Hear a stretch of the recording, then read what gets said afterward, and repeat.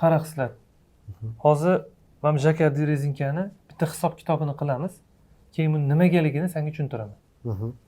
Qara, bu mana shu 1 metr tayyorlab qo'ydim. 1 metri 22 gram ekan.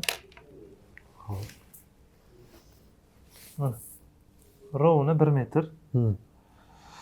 Xo'p, endi buni 20 santimetrni olamiz. Taxminan o'lchab olamiz-da, mana ushlab olamiz. Ozgina 1-2 millimetr hech narsa qilmaydi. Tushunarli. Cho'zilishini tekshirib olamiz.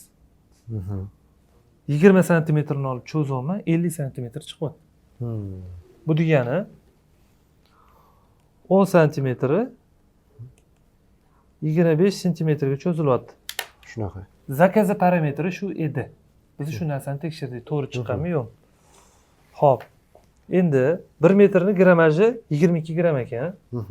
Bizda rulonlar 50 metrlik bo'ladi odatda.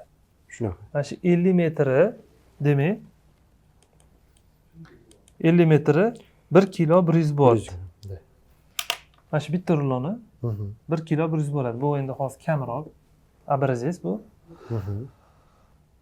Klientlarga mahsulotni jo'natishdan oldin mana shunaqa 1 metr grammajini olasan. Ko'p bo'ladi. Rulonni bitta dona rulonni og'irligini o'lchab olasan. Shunda mana shu 1 kilo 100 chiqyaptimi yo'q? Ha.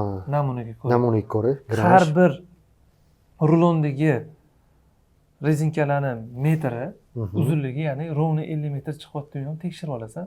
Tushunarli. Xuddi shu narsani klientlarga ham tushuntirib qo'ysang foyda bo'ladi. Ular ham mahsulot qabul qilib olganda tekshirib olishi, qanaqa tekshirib olish bilish kerak. Ha, tushunarli. Bilsa ham eslatib qo'yasan. Xo'p bo'ladi, tushunarli. Jakart va rezinkaga bu qanchadir kirish hisob bormi buni? Kirish hisob bor. Mana to'qilishiga qarab, bu masalan nachosli rezinka. To'qilishiga qarab, keyin mana bu hozir o'lchagan cho'zilish parametriga qarab, keyin buni qattimligiga qarab turib qisqarib qolish ehtimoli bor. Lekin bu bizda hammasi dazmoldan o'tgan bo'lgani uchun